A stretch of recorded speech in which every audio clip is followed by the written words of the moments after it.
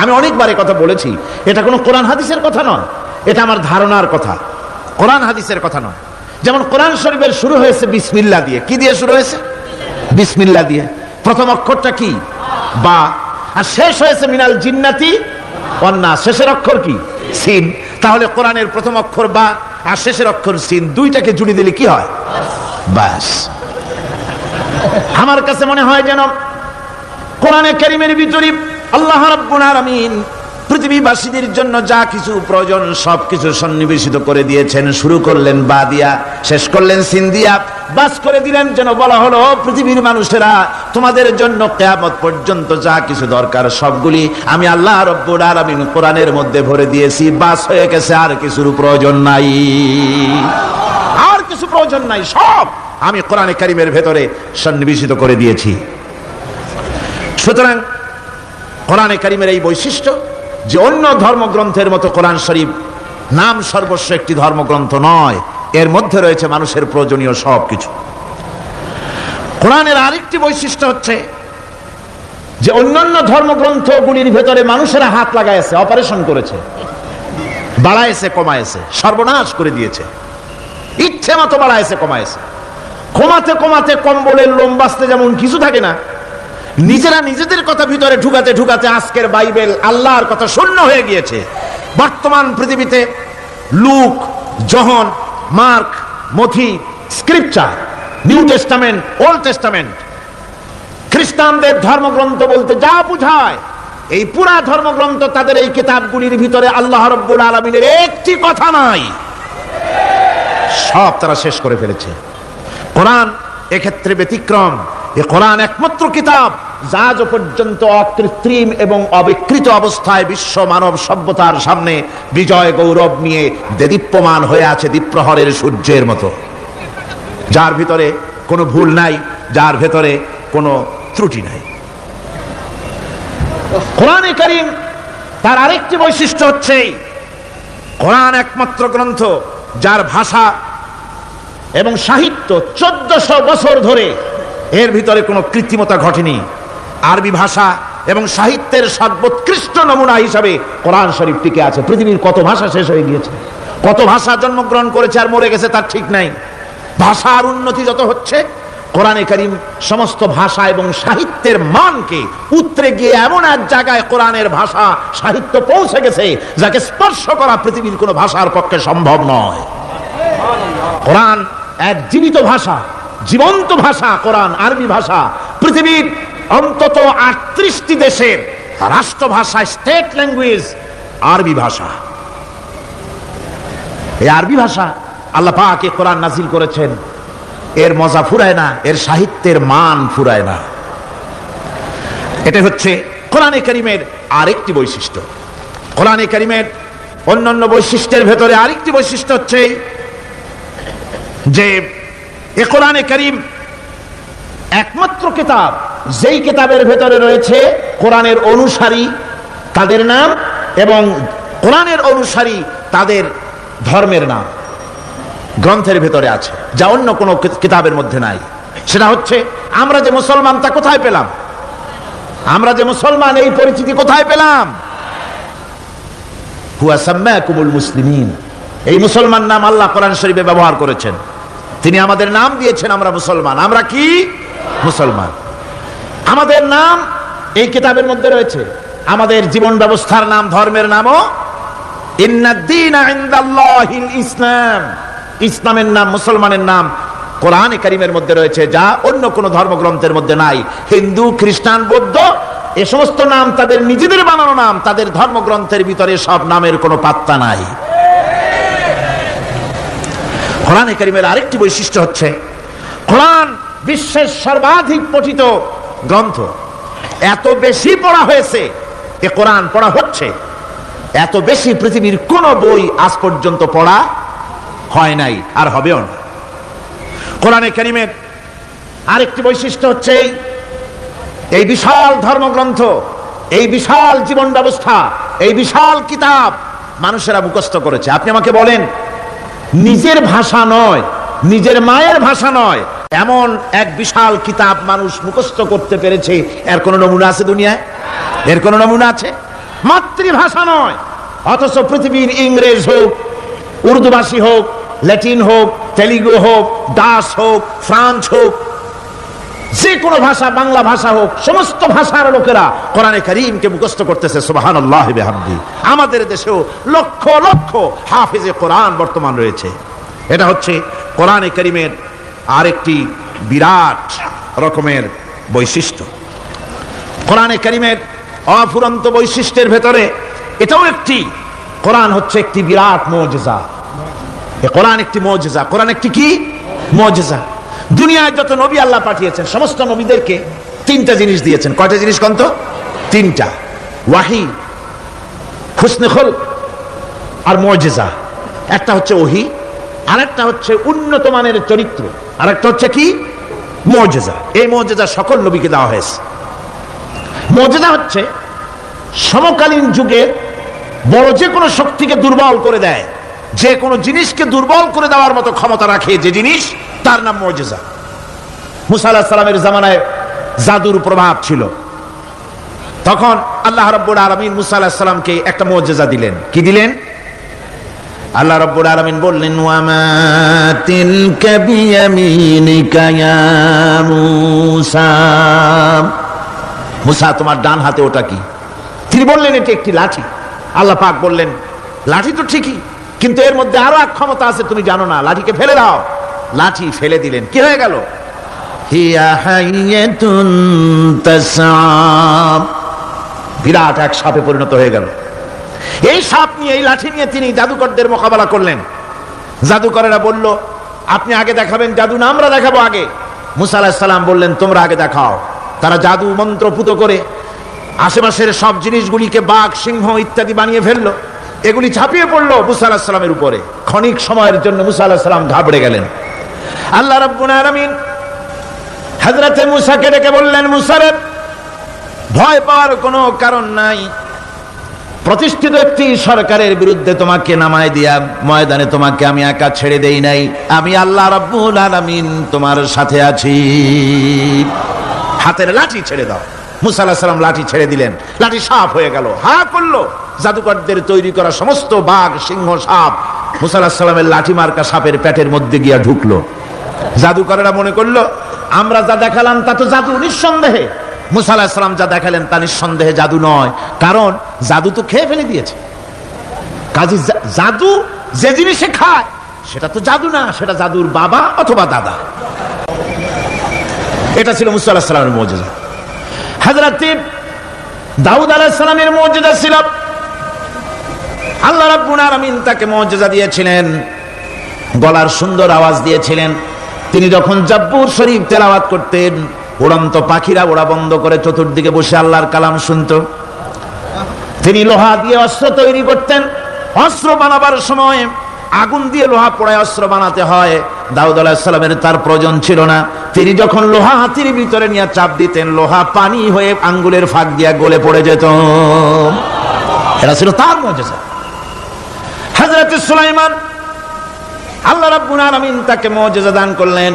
কোরআনে কারীমের ভিতরে রব্বুল আলামিন বলেন, হযরত সুলাইমান আলাইহিস সালাম সকাল বেলায় বিনা মেশিনে, বিনা ইঞ্জিনে তক্তার উপরে বসে যেতেন।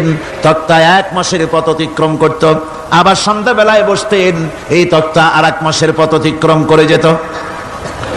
ঈসা আলাইহিস সালামের মুজিজা ছিল, জন্মান্তের চোখের উপরে হাত বুলিয়ে দিতেন, সঙ্গে সঙ্গে চোখ ভালো হয়ে যেত।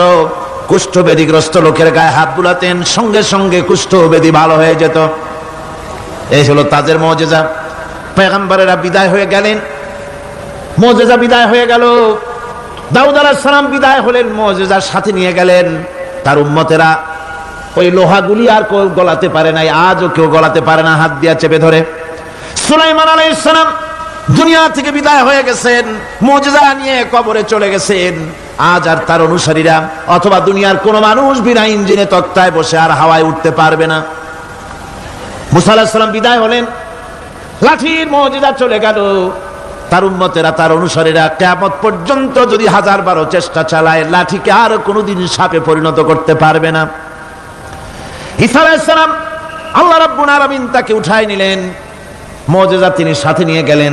আজ তার কোটি কোটি শত শত কোটি উম্মতেরা দুনিয়ায় যারা তার উম্মত দাবি করে, খ্রিস্টানেরা হাজারো যদি চেষ্টা চালায়, তবুও জন্মানদের চোখের উপরে হাত বুলিয়ে চোখ আর ভালো করতে পারবে না। কুষ্ঠবেদীগ্রস্ত লোকের গায়ে হাত বুলিয়ে কুষ্ঠবেদী ভালো করতে পারবে না। তার মানে হলো নবীরা যে যা যত মুজিজা পেয়েছিলেন, জীবদ্দশায় মুজিজা কাজে লেগেছে, দুনিয়া থেকে বিদায় হয়েছেন মুজিজার সাথে নিয়ে গেছেন। কিন্তু আপনার আমার নবী, বিশ্ব নবী জনাব মুহাম্মদ রাসূলুল্লাহ সাল্লাল্লাহু আলাইহি ওয়াসাল্লামের কাছে আল্লাহ রাব্বুল আলামিন তাকে যত মুজিজা দিয়েছিলেন, 3000-এর উপরে আল্লাহর নবীর মুজিজা ঘটেছিল 23 বছরের নবুয়তের জীবনে।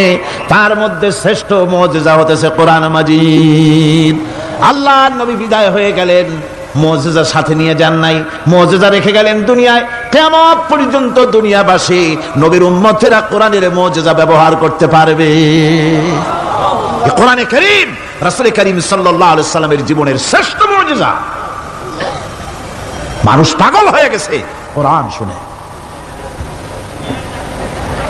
সুতরাং এই কোরআনের বৈশিষ্ট্য সকল দিক থেকে এক অপূর্ব একটি কিতাবে পরিণত করেছে, যা মানুষকে চিরকাল বিস্ময় হতবাক করে দিয়েছে। কোরআনের আরেকটি বৈশিষ্ট্য হচ্ছে এই কোরআন এক সময় নাজিল হয় নাই। 30 পারা কোরআন শরীফ একসাথে নাজিল হয়েছে না, কোরআন নাজিল হয়েছে আস্তে আস্তে ধীরে ধীরে। কত বছর লাগলো? 23 বছরেরও কিছু বেশি সময় ধরে কোরআন ধীরে ধীরে রাসূল কারীম সাল্লাল্লাহু আলাইহি সাল্লামের কাছে অবতীর্ণ হয়েছে। এমনটি আর কোনো কিতাব হয়নি, যা আর কোনো ধর্মগ্রন্থ যারা অন্যরা দাবি করে এরকম হয়নি। কোরআনে কারীমের আরেকটি বৈশিষ্ট্য হচ্ছে, যখন কাগজ ছিল না, ছাপাখানা ছিল না, এমনকি টেপ রেকর্ডার ছিল না, তখনকার নাজিলকৃত কিতাব যেভাবে নাজিল হয়েছিল সেইভাবে আজ পর্যন্ত অবিকল টিকে আছে, টিকে থাকবে ইলা ইয়াউমিল কিয়ামা। কিয়ামত পর্যন্ত কোরআনে কারীমের এই অকৃত্রিম অবিকৃত অবস্থায় কোরআনে কারীমের এই শান, এই বরকত টিকে থাকবে। এই জন্য কোরআন শরীফ হচ্ছে এই পৃথিবীর মহাবিশ্বের মহাবিস্ময়। কোরআন হচ্ছে পৃথিবীর মহাবিশ্বের মহাবিস্ময়। এর মর্যাদা সম্পর্কে রাসূল কারীম সাল্লাল্লাহু আলাইহি ওয়াসাল্লাম বলেছেন, ওয়ান উসমান রাদিয়াল্লাহু তাআলা আনহু আন্নাহু قال قال رسول الله صلى الله عليه وسلم خيركم من تعلم القرآن وعلمه رواه البخاري। আল্লাহর নবী বলেন, তোমাদের মধ্যে সর্বোত্তম ব্যক্তি সেই, তোমাদের ভিতরে ভালো ব্যক্তি, উত্তম ব্যক্তি সেই যে ব্যক্তি নিজে কোরআন শেখে আর অন্যকে শেখায়। কোরআন যে শেখে আর অন্যকে যে শেখায়, সেই ব্যক্তি হলো তোমাদের মধ্যে সর্বোত্তম ব্যক্তি, ভালো ব্যক্তি। সুবহানাল্লাহ পড়েন। কোরআনে কারীমের এই মর্যাদা সম্পর্কে রাসূল কারীম সাল্লাল্লাহু আলাইহি সাল্লাম বলেছেন, দুই ব্যক্তিকে, দুই শ্রেণীর লোককে ঈর্ষা করা যায়। অমুকে বিরাট বাড়ি করেছে, সে বাড়ি থেকে হিংসা হয়, আমি ওরকম বাড়ি করব, অমুকের মতো নেতা হব, অমুকের মতো বড় লোক হতে হবে। পরশ্রী কাতরতা অথবা ঈর্ষা করা, এরকমের ঈর্ষা করা জায়েজ নাই। রাসূলুল্লাহ বলেছেন দুই ব্যক্তির সঙ্গে ঈর্ষা করা যায়।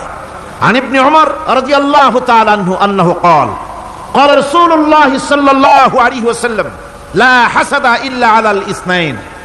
দুই ব্যক্তি ছাড়া অন্য কারো সাথে হিংসা করা যায় না, রিস্ক করা যায় না। কোন কোন ব্যক্তি? রাজুলুন আতাহুল্লাহুল কুরআন ফাহুয়া ইয়াকুমু বিহি আনা আল-লাইলি ওয়া আনা আন-নাহার। ওই ব্যক্তির সঙ্গে ঈর্ষা করা যায়, হিংসা করা যায় যে ব্যক্তিকে আল্লাহ পাক কোরআনের ইলম দান করেছেন, সে ব্যক্তি দিনরাত কোরআন তেলাওয়াত করে, কোরআনের উপরে আমল করে, কোরআনের উপরে থাকে, মানুষকে কোরআনের দাওয়াত দেয়। ওই লোকের সাথে ঈর্ষা করা দরকার যে তার মতো হতে চায়। ওয়া রাজুলুন আতাহুল্লাহু মালান ফাহুয়া ইউনফিকু মিনহু আনা আল-লাইলি ওয়া আনা আন-নাহার মুত্তাফাকুন আলাইহি। বুখারী মুসলিমের হাদিস। রাসূলুল্লাহ বলছেন, অন্য আরেক ব্যক্তি হচ্ছে যে ব্যক্তিকে আল্লাহ পাক মাল দিয়েছেন, সম্পদ দিয়েছেন, ওই ব্যক্তি তার মাল আর সম্পদকে দিনরাত দুহাতে আল্লাহর রাস্তায় খরচ করে, তার মতো হওয়ার জন্য তার সাথে ঈর্ষা করা যেতে পারে। আমার বন্ধুগণ, এই কোরআন হচ্ছে এমন এক কিতাব যে কোরআনকে নিয়ে যারা অগ্রসর হয় আল্লাহ তাদেরকে বাড়ায় দেন, আর কোরআনের সাথে যারা হিংসা করে, বিদ্বেষ করে, আল্লাহ তাদেরকে অধঃপাতিত করে দেন। عن عمر بن الخطاب رضي الله تعالى عنه أنه قال قال رسول الله صلى الله عليه وسلم إن الله يرفع بهذا الكتاب أقواما ওয়া ইয়াদাউ বিহি আখিরিন, রাওয়াহু মুসলিম। হযরত ওমর রাদিয়াল্লাহু তাআলা আনহু বলছেন যে আল্লাহ পাক এই কোরআনের সাহায্যে এক শ্রেণীর লোককে প্রতিষ্ঠিত করবেন দুনিয়ার বুকে, এবং আখিরাতেও আরেক শ্রেণীর লোককে করবেন অধপাতিত। যারা কোরআনের সাথে বিরোধিতা করবে, তারা যদি হিরো হয়, আল্লাহ তাদেরকে জিরো বানাবেন। কি বানাবেন? জোরে কোন, জোরে কোন, কি বানাবেন? জিরো বানিয়ে দিবেন। আর কোরআনকে নিয়ে যারা আগ বাড়ে, তারা যদি জিরো হয়, আল্লাহ পাক তাদেরকে কি বানায় দেন? কোরআনের সাথে বিরোধিতা আজকে নতুন কিছু নয়, আবহমান কাল থেকে কোরআনের সাথে চলছে বিরোধিতা। বিশ্বকবি, কবি সম্রাট আল্লামা ইকবাল, আল্লাহ তাকে জান্নাতুল ফেরদাউস নসিব করুন, সবাই বলুন আমিন। আল্লামা ইকবাল বলেছেন, সতীজা কর রহা হ্যায় আসল সে তা ইমরোজ, সতীজা কর রহা হ্যায় আসল সে তা ইমরোজ, চরাগে মুস্তফা বি সে শরারে বুলহবিস। মুহাম্মদ সাল্লাল্লাহু আলাইহি ওয়াসাল্লামের দ্বীপ শিখার সাথে, আল্লাহর দ্বীনের সাথে আবু জাহাল, আবু লাহাবের অগ্নিস্ফুলিঙ্গের সংঘর্ষ আবহমান কাল থেকে লেগে এসেছে।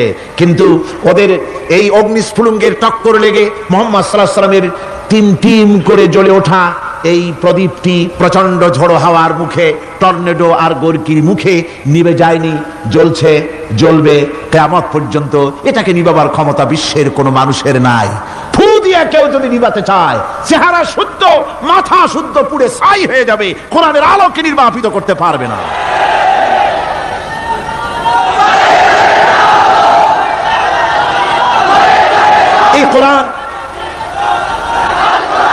এই কোরআন যার সিনার ভিতরে থাকে, যার সিনার মধ্যে থাকে, সে হয় সমৃদ্ধ, আর যার সিনার মধ্যে থাকে না, সে হয় সবচাইতে ফকির আর এতিম।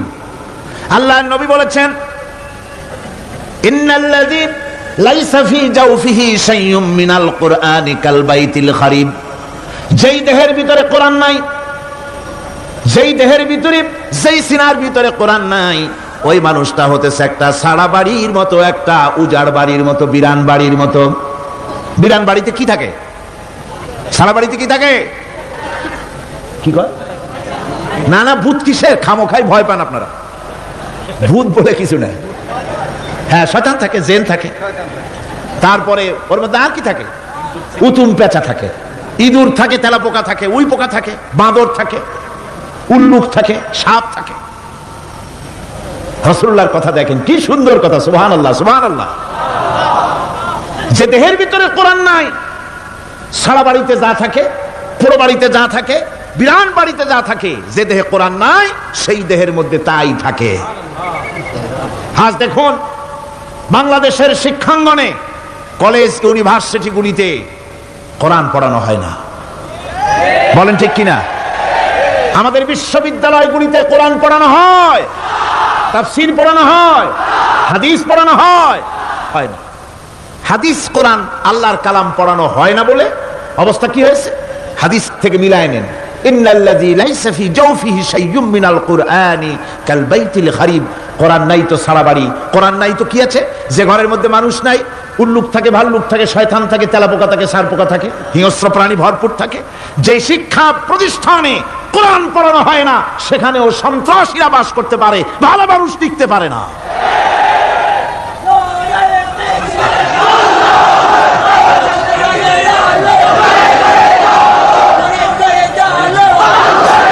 এই জন্য কোরআন যেখানে পড়া হয় না, সেটা কবরের তুল্য। কোরআন যেখানে তেলাওয়াত হয় না, সেটা কিসের তুল্য? কবরের তুল্য।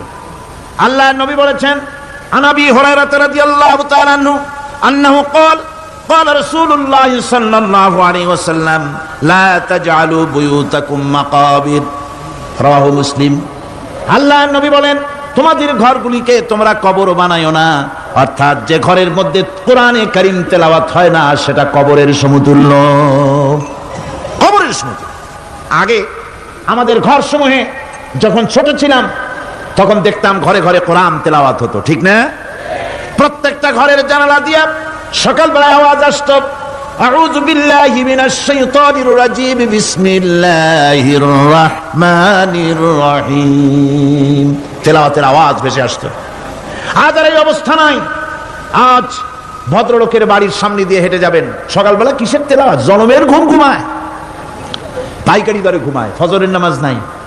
শহরের অবস্থা, অধিকাংশ বাড়িতে ফজরের নামাজ হয় না। রিসেন্টিনার মাধ্যমে, আগে তো ছিল শুধু বাংলাদেশের ছবি, রিসেন্টিনার মাধ্যমে সারা পৃথিবীর শয়তানি আর বদমাশি ঘরে বসে গেলা যায়। উপকারিতা এবং অপকারিতা দুটোই আছে। নিউজ দেখা যায়, সাথে সাথে আবার নিউজের সাথে আরো বাজে কিছু দেখা যায়। এগুলো দেখতে দেখতে রাত শেষ হয়ে আসে, ঘুমায় জনমের মতো, এক ঘুমে বেলা 9টা আর 10টা। কিসের ফজরের নামাজ আর কি এর কোরআন শরীফ তেলাওয়াত করা? এরপরে উঠলো 9টা-10টার সময়, উঠে তারপরে গানের মাস্টার এসে গেছে। তখন ইতিমধ্যেই গানের মাস্টার এসে গেছেন। কি দুর্ভাগ্যজনক সত্য কথা, ইংরেজি যে টিচার পড়ান, অঙ্ক যে টিচার করান, সপ্তাহে 3 ঘন্টা পড়াবেন, বেতন 2500 টাকা। আর প্রতিদিন সকালবেলা এসে যদি কোনো মুসলমান কোনো একজন মৌলভী সাহেব, হাফেজ সাহেবকে রাখেন কোরআন তেলাওয়াত করাবার জন্য, কোরআন পড়াবার জন্য সন্তানকে, প্রতিদিন আসতে হবে, প্রতিদিন 2 ঘন্টা পড়াতে হবে, আর মাসের শেষে বেতন 500 টাকা। কোরআনে কারীমের সাথে এই এই আচরণ বেশি হয়েছে।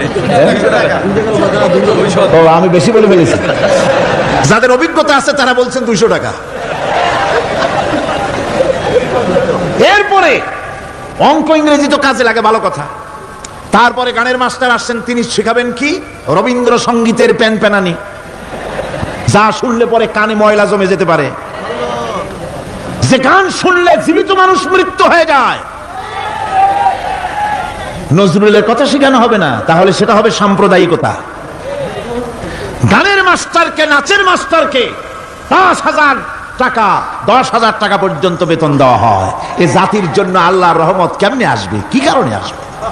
কোরআনের সাথে এই বেয়াদবি আমরা করেছি। ঘরগুলিকে, আজকে আমাদের ঘরগুলিকে আমরা কবরস্থানে পরিণত করে দিয়েছি। কোরআন তেলাওয়াত হচ্ছে না। আমার বন্ধুগণ, কোরআন তেলাওয়াত করুন, বেশি বেশি তেলাওয়াত করুন, ঘরকে জীবিত করুন, সন্তানকে তেলাওয়াত করান, আপনি নিজেও তেলাওয়াত করেন। কোরআনে কারীম যারা তেলাওয়াত করবেন তাদের সম্পর্কে আল্লাহর নবী বলেন, মান ক্বারাআল কুরআনা ফাস্তাযহারাহু ফাহাল্লা হালালাহু ওয়া হারামা হারামাহু আদখালাহুল্লাহুল জান্নাহ। আল্লাহর নবী বলেন, যে ব্যক্তি কোরআন শরীফ তেলাওয়াত করবে এবং কোরআনের হালাল অনুযায়ী হালালকে মেনে চলবে, হারাম অনুযায়ী হারাম থেকে ফিরে থাকবে, এরকম কোরআনের উপরে যে তেলাওয়াত করবে আর আমল করবে, আল্লাহ রাব্বুল আলামিন কিয়ামতের দিন তাকে জান্নাতের ভিতরে প্রবেশ করাবেন। শুধু বেহেশতে যাবে না, ওয়া সাফাহু ফি হাশরাতিন মিন আহলি বাইতিহি কুল্লুহুম কাদ ওয়াজাবাত লাহুন নার। নবীজি বলেন, এই কোরআনে কারীমের বরকতে কিয়ামতের দিন ওই ব্যক্তি তার রক্ত সম্পর্কিত 10 জন আত্মীয়ের ব্যাপারে সুপারিশ করার জন্য তৌফিক পাবে আল্লাহর দরবারে। এমন 10 ব্যক্তি, যেই 10 ব্যক্তির জন্য হিসাবের পরে জাহান্নাম ওয়াজিব হয়ে গিয়েছিল, এমন 10 ব্যক্তি সম্পর্কে কোরআনের তেলাওয়াতকারী আর আমলকারী আল্লাহর দরবারে সুপারিশ করার জন্য পারমিশন পাবেন। এমন নিয়ামত, সেই নিয়ামত থেকে আমরা বঞ্চিত হয়ে যাচ্ছি। আমি বলি না যে আপনারা কলেজ ইউনিভার্সিটিতে ছেলেদের পড়তে দিবেন না, আমি তা বলি না। তারা কলেজ ইউনিভার্সিটিতে বিলক্ষণ পড়াশোনা করুক, কিন্তু তাদেরকে কোরআন শরীফ শিখান। লক্ষ লক্ষ টাকা খরচ করলেন ছেলের পেছনে, কিন্তু কোরআন শিখালেন না। আপনি মরে গেলে আপনার জানাজাটা পড়বে, এ তৌফিকও সে পেল না। জানাজার ইমামতি তো দূরের কথা, জানাজার নিয়ত জানে না, পাক পবিত্রতা জানে না।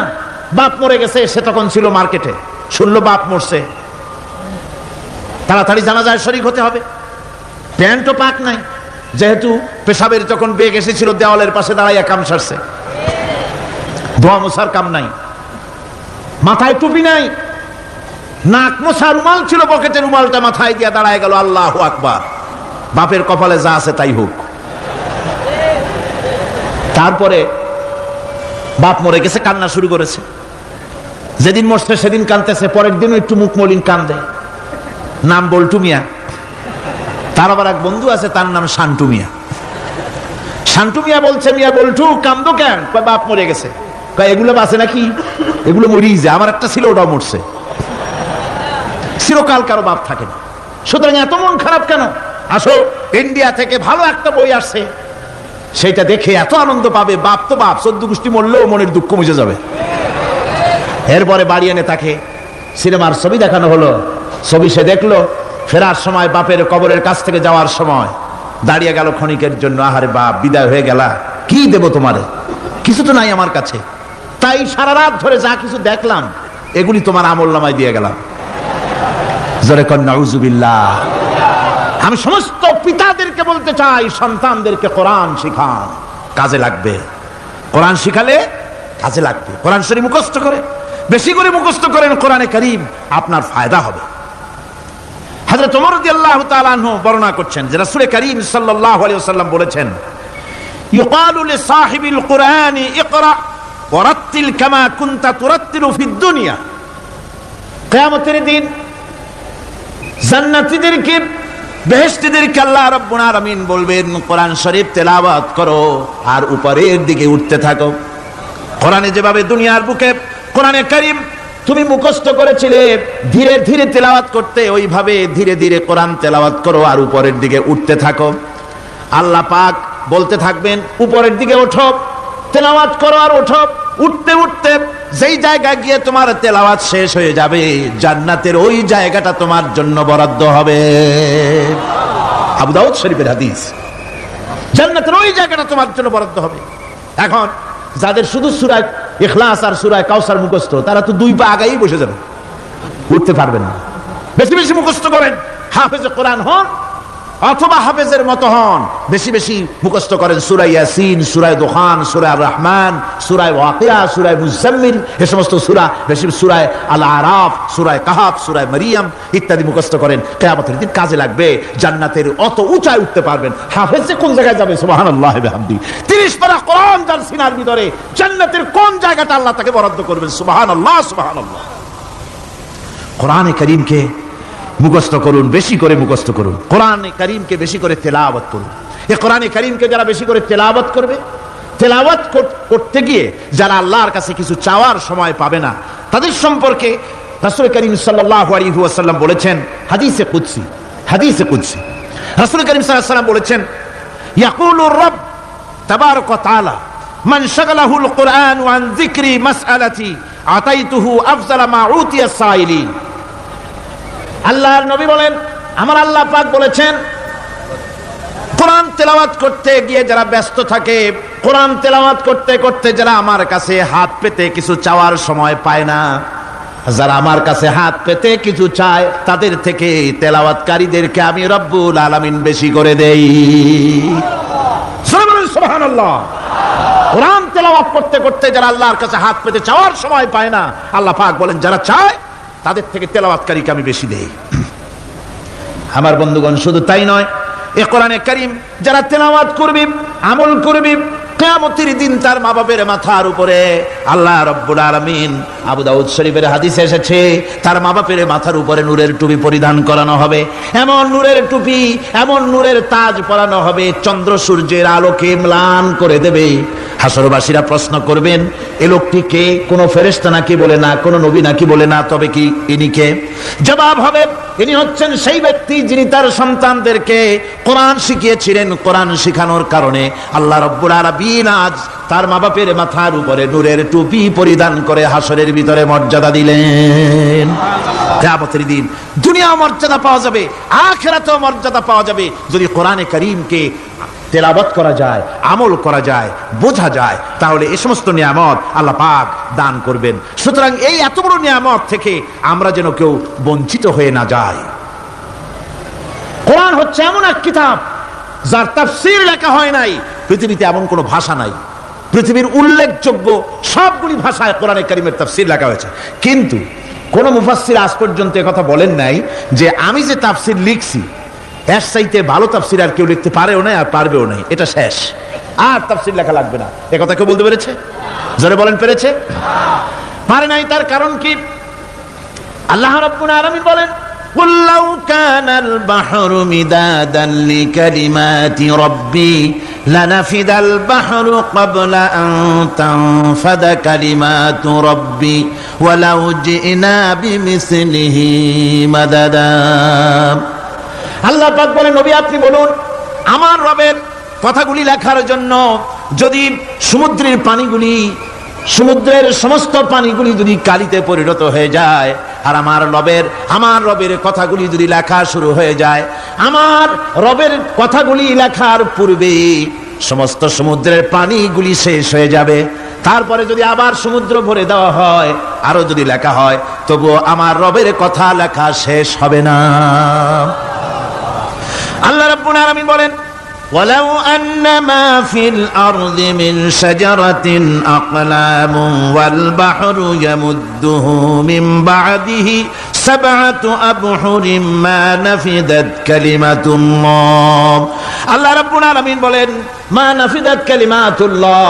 আল্লাহ পাক বলেন, 7টা সমুদ্রের পানি যদি একত্রিত করা হয়, 7টা সমুদ্রের পানি যদি এক জায়গায় করা হয়, এই পানিগুলি যদি কালিতে পরিণত হয়ে যায়, আর পৃথিবীর সমস্ত গাছগুলি যদি কলমে পরিণত হয়ে যায়, ওই গাছগুলি দিয়ে যদি ওই পানি রূপ কালি দিয়ে আমার প্রভুর কথা, আল্লাহ রাব্বুল আলামিনের কোরআনের কথা যদি লেখা শুরু হয়ে যায়, লিখতে লিখতে সমস্ত পানিগুলি গাছগুলি শেষ হয়ে যাবে, আল্লাহ পাকের কালামের ব্যাখ্যা লেখা শেষ হবে না। মা নাফিদাত কালিমাতুল্লাহ, আল্লাহর কথা লেখা শেষ হবে না। এত বড় বিরাট আজিম কিতাব আল্লাহ পাক আমাদেরকে দান করেছেন, সুবহানাল্লাহ পড়েন। এই কিতাবের এত বড় গুরুভার আল্লাহ রাব্বুল আলামিন বলেছেন, লাউ আনজালনা হাযাল কুরআন আলা জাবালিন লারাআইতাহু খাশিআম মুতাসাদ্দিআম মিন খাশিয়াতিল্লাহ। আমি যদি এই কোরআনকে পর্বতের উপরে নাজিল করতাম, তাহলে তুমি দেখতে পেতে আমার ভয় ভীত সন্ত্রস্ত হয়ে পাহাড়গুলো চূর্ণ বিচূর্ণ হয়ে যেত।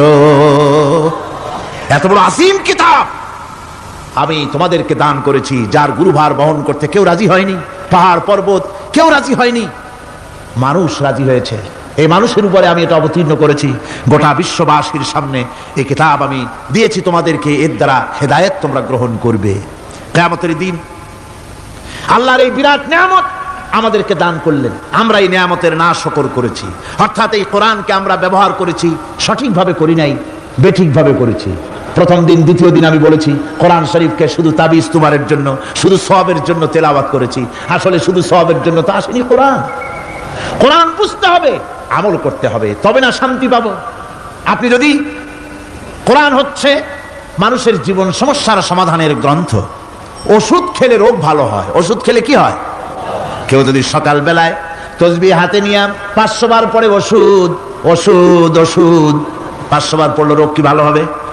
বরং রোগ আরো বাড়তে পারে চিল্লাইতে চিল্লাইতে।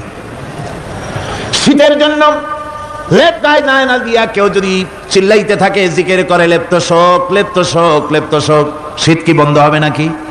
পানির পিপাসায় ছটফট করে মানুষ যদি চিল্লায় পানি পানি পানি পানি পানি, পানির পিপাসা আরো বাড়বে। তাহলে কি বোঝা গেল? পিপাসা লাগলে পানি পান করতে হবে, শীত লাগলে কম্বলটা গায়ে দিতে হবে, রোগ হলে ওষুধটা খেতে হবে, তাহলে সব সমস্যার সমাধান হবে। অনুরূপভাবে আমরা শুধু কোরআনে কারীমকে তেলাওয়াত করি সওয়াবের নিয়তে, তার হুকুমগুলি জীবনের উপরে আমল করি না বলে আজকের জীবন আমাদের বিপর্যস্ত হয়েছে। ব্যক্তিতে, পরিবারে, রাষ্ট্রে শান্তি নাই, কোথাও শান্তি নাই এই কারণে। আর কিয়ামতের দিন রাসূল আসামি করবেন তাদেরকে যারা কোরআন অমান্য করেছে। রাসূল হবেন বাদী। বাদী হবেন কে? যারা বলেন কে বাদী হবেন? রাসূল। আসামি হবে কারা? যারা কোরআন ছেড়ে দিয়েছে। আল্লাহ রাব্বুল আলামিন বলেন, وقال الرسول يا رب إن قوم اتخذوا هذا القرآن مهجورا। কিয়ামতের দিন রাসূল আল্লাহর দরবারে ফরিয়াদ করবেন, আয় আমার রব, আয় আমার আল্লাহ তাআলা, এই সমস্ত লোকগুলি তোমার কালামকে, তোমার কোরআনকে অপ্রয়োজনীয় জিনিস বলে তারা পরিত্যাগ করেছিল। আমার বন্ধুগণ, কিয়ামতের দিন, কিয়ামতের দিন যখন এরা উপস্থিত হবে আল্লাহর দরবারে, আল্লাহ রাব্বুল আলামিন কোরআনের সাথে যারা ঠাট্টা করেছে, বিদ্রূপ করেছে, কোরআনের আইনকে নিয়ে যারা ঠাট্টা বিদ্রূপ মজাক উড়াইছে, কিয়ামতের দিন তাদেরকে বলা হবে ওয়াকিলাল ইয়াউমা নানসাকুম কামা নাসিতুম লিকা ইয়াউমিকুম হাযা। কিয়ামতের দিন আল্লাহ রাব্বুল আলামিন কোরআনের ঠাট্টাকারী কোরআনের বিদ্রুপকারী, কোরআনের আইনের অমান্যকারীদেরকে বলবেন আমি আজকে তোমাদের ভুলে গেলাম, যেমন করে তোমরা এই দিনে আমার সঙ্গে সাক্ষাৎকারের কথা ভুলে গিয়েছিলে। তোমরা যেমন আমার আজকের এই কিয়ামতের দিনের কথা যারা ভুলে গিয়েছিলে, আজকে আমিও তোমাদেরকে ভুলে গেলাম। এরপরে কি হবে? ওয়ামাওয়াকুমুন নার ওয়া মা লাকুম মিন নাসিরিন। আল্লাহ পাক বলেন এরপরে এদের জায়গা হবে জাহান্নাম, আর এদের সাহায্যকারীও কেউ থাকবে না, জাহান্নামে চিরকাল থাকতে হবে। এটা এই জন্য যে তারা আল্লাহর কোরআনের সঙ্গে ঠাট্টা করেছে, বিদ্রুপ করেছে, কোরআনের আইন মানে নাই, কোরআনের আইনকে অমান্য করে চলেছে। এই জন্য কিয়ামতের দিন আল্লাহ রাব্বুল আলামিন তাদেরকে শাস্তি প্রদান করবেন। কোরআন পৃথিবীর বুকে আল্লাহ নাজিল করেছেন, শুধু তেলাওয়াত করবেন ঝুলে ঝুলে, এজন্য নয়। কি জন্য নাজিল হলো? এবার উদ্দেশ্য শুনুন। আল্লাহ পাক বলেন আর রহমান আল্লামাল কোরআন। আল্লাহ রাব্বুল আলামিন তিনি হলেন এমন দয়াবান, এমন রহমান, যিনি কোরআন শিখালেন। কি কারণে শিখালেন? কোরআন নাজিলের উদ্দেশ্য কি? আল্লাহ পাক বলেন ইন্না আনজালনা ইলাইকাল কিতাবা বিল হাক্কি লিতাহকুমা বাইনান নাসি বিমা আরাকাল্লাহ। আল্লাহ পাক বলেন এই কিতাব আমি আপনার প্রতি অবতীর্ণ করেছি এই জন্যে যাতে করে আপনি আল্লাহর প্রদর্শিত এই বিধান অনুযায়ী মানুষের উপরে বিচার ফয়সালা করতে পারেন। মানুষের উপরে আইন চলবে আল্লাহ। কার আইন? জোরে বলেন কার আইন? আলা লাহুল খালক ওয়াল আমর। সৃষ্টিজাত আইন চলবে কার? আল্লাহ পাক বলেন এই জন্য নাজিল করলাম, কোরআন নাজিল করেছি যাতে করে কোরআনের আইন দিয়ে বিচার ফয়সালা করতে পারেন, সেই জন্যই কোরআন নাজিল করলাম। আসলে আল্লাহর নবীর এই পৃথিবীতে আগমনের উদ্দেশ্য ওটাই ছিল। হুয়াল্লাযী আরসালা রাসূলাহু বিল হুদা ওয়া দীনিল হক লিইয়ুযহিরাহু আলাদ-দীনি কুল্লিহি ওয়া কাফা বিল্লাহি শাহীদা। আল্লাহ রাব্বুল আলামিন বলেন আমি আমার রাসূলকে দ্বীনে হক সত্যের বিধান সহকারে দুনিয়ায় প্রেরণ করেছি। লিইয়ুযহিরাহু আলাদ-দীনি কুল্লিহি আয় লিইয়ুগলিবাহু আলা সাইরিল আদিয়ান। সমস্ত আদিয়ানে বাতিলের উপরে আমার দ্বীনকে বিজয়ী করে দেওয়ার জন্য আমি রাসূলের কাছে কিতাব সহকারে তাকে অবতীর্ণ করেছি। এই দায়িত্ব শুধু মুহাম্মদ সাল্লাল্লাহু আলাইহি ওয়াসাল্লামের ছিল না, দুনিয়ার উপরে আল্লাহর দ্বীন কায়েম করা, আল্লাহর বিধান অনুযায়ী মানুষের বিচার ফয়সালার দায়িত্ব শুধু মুহাম্মদ সাল্লাল্লাহু আলাইহি ওয়াসাল্লামের ছিল না, সমস্ত নবীদের ছিল। কাদের ছিল? সব নবীদের ছিল। ফাবাআসাল্লাহু আন-নাবিয়্যিনা মুবাশশিরিনা মুনযিরিন ওয়া আনজালা মা'আহুমুল কিতাবা বিল হাক্কি লিয়াহকুমা বাইনান নাস। আল্লাহ পাক বলেন সমস্ত নবীদের কাছে আমি কিতাব অবতীর্ণ করেছি এই জন্য যে তারা সহজ এবং সোজা পথে যারা চলতে চায় তাদেরকে তিনি সুসংবাদ দিবেন, আর বাঁকা পথে যারা চলবে তাদেরকে তিনি জাহান্নামের ভীতি প্রদর্শন করবেন। আর আমি তার উপরে যে কিতাব অবতীর্ণ করেছি এই কিতাব দিয়ে জনগণের উপরে বিচার ফয়সালা করবে। আইন চলবে আল্লাহর কিতাব দিয়ে। আইন চলবে কি দিয়ে? আল্লাহর কিতাব দিয়ে। আল্লাহর কিতাব অনুযায়ী জনগণকে পরিচালিত করবেন। এই জন্য আমি এই কোরআনকে নাজিল করেছি, অতীতেও এই কিতাবগুলি নাজিল করেছি।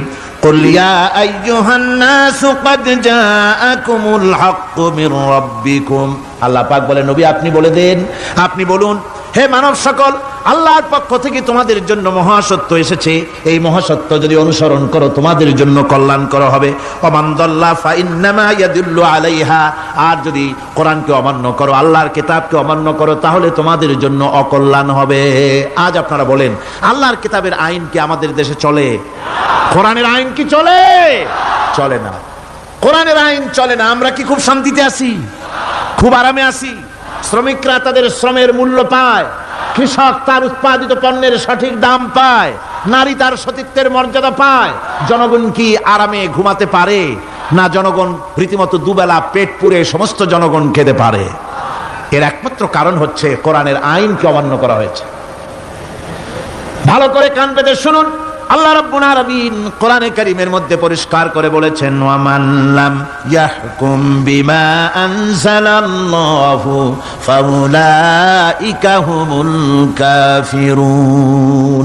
যারা নাকি আমার দেওয়া বিধান অনুযায়ী, কোরআন অনুযায়ী যারা বিচার ফয়সালা করে না, ফাউলাইকা হুমুল কাফিরুন, ফাউলাইকা হুমুজ জালিমুন, ফাউলাইকা হুমুল ফাসিকুন। যারা আমার দেওয়া বিধান অনুযায়ী বিচার ফয়সালা করে না, তারা কাফির, তারা জালিম, তারা ফাসিক। সুতরাং এর ভিতরে এই জুলমের মধ্যে জালিমদের অন্তর্গত, ফাসিকদের অন্তর্গত হয়ে বাংলাদেশের বহু মুসলমান, পৃথিবীর বহু এলাকার মুসলমান এর মধ্যে লিপ্ত হয়ে আছে। কোরআনের আইন চালু না করলে পরে, কোরআনের আইন না মানলে পরে জালিম হতে হবে, কাফির হতে হবে, ফাসিক হতে হবে। অর্থাৎ যতখানি না মানবেন ততখানি এই বিশেষণে বিভূষিত হতে হবে। এক শ্রেণীর লোক আছে যারা বলে বেড়ান ধর্ম আর রাজনীতি আলাদা। বলেন কিনা কর, জোরে বলেন, বলে কিনা? ধর্ম আর রাজনীতি আলাদা। তারা বলেন আমরা ধর্ম নিরপেক্ষ থাকতে চাই। তারা কি থাকতে চায়? ধর্ম নিরপেক্ষ থাকতে চায়। কোরআনে কারিমে এই ধর্ম নিরপেক্ষবাদীদের ব্যাপারে কোরআন কি বলছে শুনুন। আল্লাহ রাব্বুল আলামিন বলেন, আলাম তারা ইলাল্লাযীনা ইয়াজউমুনা আন্নাহুম আমানু বিমা উনজিলা ইলাইকা ওয়া মা উনজিলা মিন ক্বাবলিক। আল্লাহ পাক বলেন, হে নবী, তুমি কি সেই সব লোকদেরকে দেখেছো যারা দাবি তো করে যে আমরা আল্লাহর উপর ঈমান এনেছি আর এই কিতাবের উপর ঈমান এনেছি, এর পূর্বে যত কিতাব নাজিল হয়েছে সেসব কিতাবের উপরেও ঈমান এনেছি। ধর্ম নিরপেক্ষবাদীরা তারা তো বলে না যে আল্লাহ মানি না, কোরআন মানি না, একথা বলে না, ওটা বলে না। কি বলে? সেই বলা কথাটাই আল্লাহ এখানে অনেক আগে বলে রেখেছেন। ওরা বলে যে আমরা অবশ্যই আল্লাহকে মানি, আল্লাহর কিতাব মানি, এর পূর্বে যত কিতাব নাজিল হয়েছে সেগুলোও মানি। তবে ইউরিদুনা আইয়াতাহাকামু ইলাত তাগুত, তারা চায় তাদের জীবনের সমস্ত সমাধান সমস্যার জন্য তাগুতের কাছে যেতে চায়। তাগুতকে, আল্লাহকে বাদ দিয়ে তারা যেতে চায় কোথায়? তাগুতের কাছে। জোরে বলেন, কিসের কাছে যেতে চায়? তাগুতের কাছে। তাগুত বলে কারে? তাগুত বলা হয় যে নিজে আল্লাহর আইন মানে না এবং অপরকেও আল্লাহর আইন অমান্য করতে বাধ্য করে, তাকে বলা হয় তাগুত। ওরা বলে ধর্ম আর রাজনীতি আলাদা। কোরআন মানি কিন্তু কোরআনের আইন মানি না। ওরা কোরআন মানে ঠিকই, বলে যে কোরআন মানি, কিন্তু কোরআনের আইন মানে। তাহলে এ মানি বলার অর্থটা কি? এর মূল্যটা কোথায়? কোরআন যদি মানো তো কোরআন বলেছে সুদ খেও না, আমাদের দেশে সুদ চলছে না। কোরআন বলেছে বিবিকে পর্দায় রাখো, পর্দায় কি রাখা হচ্ছে? কোরআন বলেছে ওজনে কম দিও না, তা কি মানা হচ্ছে? কোরআন বলেছে আমার আইন দিয়ে দেশ শাসন করো, তা কি করা হচ্ছে? সুতরাং ধর্মনিরপেক্ষ মতবাদ যেটা, এই মতবাদটা কোরআনের দৃষ্টিতে কুফরি মতবাদ। ধর্মনিরপেক্ষ মতবাদ কি? জোরে বলেন, ধর্মনিরপেক্ষ মতবাদ কি? কোন মুসলমান, যে ব্যক্তি নিজেকে মুসলমান বলে দাবি করে, ধর্মনিরপেক্ষ মতবাদ সে বিশ্বাস করতে পারে না। জায়েজ নাই, হারাম। আফাতুমিনুনা বিবাদিল কিতাব ওয়া তাকফুরুনা বিবাদ। তোমরা কোরআনের কিছু অংশকে মেনে নিবে আর কিছু অংশকে করবে অস্বীকার। এটা যদি করো দুনিয়ার জীবনে পাবে দুনিয়ার জীবনে জিল্লতি আসবে, লাঞ্ছনা আসবে, আর কিয়ামতে পাবে জাহান্নামের শাস্তি। সুতরাং ধর্মনিরপেক্ষ মতবাদের অর্থ তারা বলে যে ধর্মহীনতা নয়, আসলে কিন্তু ধর্মনিরপেক্ষ মতবাদের অর্থই হলো ধর্মহীনতা। ঠিক কিনা কন? যারা বলেন ঠিক কিনা? এই ধর্মনিরপেক্ষ মতবাদ আমাদের দেশের জন্ম হয় নাই, এর জন্ম হয়েছে ইউরোপ সভ্যতায়। প্রাচীন ইউরোপ সভ্যতায় এর জন্ম হয়েছিল। সেখান থেকে তার আন্ডা বাচ্চা ভারতে এসেছিল। ভারত থেকে এই আন্ডা বাচ্চার কিছু অংশ 1972 সালে তদানীন্তন সরকারের মাথার উপরে ভারত চাপিয়ে দিয়েছিল। সেই ধর্মনিরপেক্ষ মতবাদ 1972 সনের সংবিধানে লেখা হলো, কিন্তু 1982 সনে যখন সংবিধান আবার অ্যামেন্ডমেন্ট করা হলো, তখন ধর্মনিরপেক্ষতার কপালে ঝাঁটা মেরে বিদায় করা হয়েছে। বাংলাদেশে ধর্মনিরপেক্ষ মতবাদ চলতে পারে না। ধর্মনিরপেক্ষ মতবাদের কথা আমাদের দেশে তারাই বলে যারা 72 সনে ক্ষমতায় ছিলেন। তারা ধর্মের সাথে কি ব্যবহার করেছেন আমরা ভুলে যাই নাই, আপনারা ভুলে গেছেন। 1972 সনে দেশের সমস্ত বিশ্ববিদ্যালয়ের মনোগ্রাম থেকে ইকরা বিসমি রাব্বিকাল্লাযী খালাক রাব্বি জিদনি ইলমা, কোরআনে কারীমের এই আয়াতকে বিদায় করে দেওয়া হয়েছিল। শাসনতন্ত্রের শিরোনামে বিসমিল্লাহকে গ্রহণ করা হয় নাই। শুধু তাই নয়, কোরআনে কারীম যেখানে তেলাওয়াত করা হয় তখনকার সময় রেডিওতে, টেলিভিশনে, ওই ৭২ থেকে ৩ বছর, এবং এখনো সেই দলটি মিটিং করতে গিয়ে, কোনো জায়গায় কিছু করতে গিয়ে আগে কোরআন শরীফ, তারপরে গীতা, তারপরে বাইবেল, এগুলি হচ্ছে মুনাফিকের লক্ষণ। কিসের লক্ষণ? যেখানে যেই টেবিলে, যেই মঞ্চে কোরআন তেলাওয়াত হয়, বাইবেল, গীতা পড়া হারাম, পড়া হতে পারে না। কোরআনের চাইতে শ্রেষ্ঠ কিতাব আল্লাহর দুনিয়া আছে? সমস্ত কিতাবকে রদ করেছে কোরআন। হযরত ওমর রাদিয়াল্লাহু তাআলা রাসূল করিম সাল্লাল্লাহু আলাইহি ওয়াসাল্লামের কাছে গিয়ে তাওরাতের একটা পাতা পড়তেছিলেন। হযরত আবু বকর রাদিয়াল্লাহু তাআলা সেখানে চলে এলেন। এসে দেখেন রাসূল করিম সাল্লাল্লাহু আলাইহি ওয়াসাল্লামের চেহারা মোবারক লাল হয়ে গিয়েছে গুসায়। হযরত আবু বকর বললেন, ওমর, তুই যদি এর থেকে মরে যেতিস, তুই যদি এর থেকে মরে যেতিস, তুই যদি এর থেকে মরে যেতি। 3 বার বললেন। হযরত ওমর শিউরে উঠলেন, হতচকিত হয়ে উঠলেন। আবু বকর আমাকে মরার কথা বলছেন কেন? তিনি তাকিয়ে দেখেন রাসূল করিম সাল্লাল্লাহু আলাইহি ওয়াসাল্লামের চেহারা মোবারক গুসায় লাল হয়ে গিয়েছে। হযরত ওমর বলছেন, ইয়া রাসূলুল্লাহ, আমার এবং আমার পিতামাতার জীবন আপনার কদম মোবারকে উৎসর্গ হয়ে যাক। আমি অপরাধ করেছি, কি অন্যায় করেছি হুজুর, আমাকে বলুন। হুজুর বলছেন, ওমর, তুমি যে তাওরাতের পাতা আমার সামনে পড়তেছো, এই তাওরাত যার উপরে নাজিল হয়েছিল, সেই মুসা আলাইহিস সালাম যদি আজকে বেঁচে থাকতেন, তাহলে আমার উম্মতের ভিতরে শামিল হয়ে যাওয়া তার জন্য ফরজ হয়ে যেত। অতীতের সমস্ত কিতাবকে রদ করা হয়েছে, সমস্ত শরিয়াতকে বন্ধ করা হয়েছে। সুতরাং কোন মুসলমানের প্ল্যাটফর্মে যেখানে কোরআন তেলাওয়াত হয়, বেদ, বাইবেল, গীতা পড়া হারাম সেখানে। এই মুনাফিকরা তাও করে থাকে। আমার মুসলমান ভাইয়েরা, নজরুল ইসলাম কলেজের ইসলাম শব্দ বাদ দিয়ে নজরুল কলেজ করা হয়েছিল। সলিমুল্লাহ মুসলিম হলের মুসলিম শব্দ বাদ দিয়ে শুধু সলিমুল্লাহ হল করা হয়েছিল। তার মানে ধর্ম এদের কলিজায় আগুন জ্বালিয়ে দেয়। ইসলামের নাম বরদাস্ত হয় না, কোরআনের নাম বরদাস্ত হয় না। আর বরদাস্ত হয়নি বলেই আল্লাহ পাক তার ইন্তেকাম নিয়েছেন। আমার বক্তব্য হচ্ছে, কোরআনে কারীম পৃথিবীতে এসেছে শাসন করতে দুনিয়াকে। তার মধ্যে রয়েছে রাজনীতি, অর্থনীতি, সব কিছু। এই বিচার ফয়সালা কোরআন থেকে যারা গ্রহণ করে না, রাসূলকে যারা বিচারক মানে না, তাদের সম্পর্কে আল্লাহ পাক কি বলছেন শুনুন। ফালা ওয়া রাব্বিকা লা ইউমিনুনা হাত্তা ইউহাক্কিমুকা ফীমা শাজারা বাইনাহুম সুম্মা লা ইয়াজিদু ফী আনফুসিহিম হারাজাম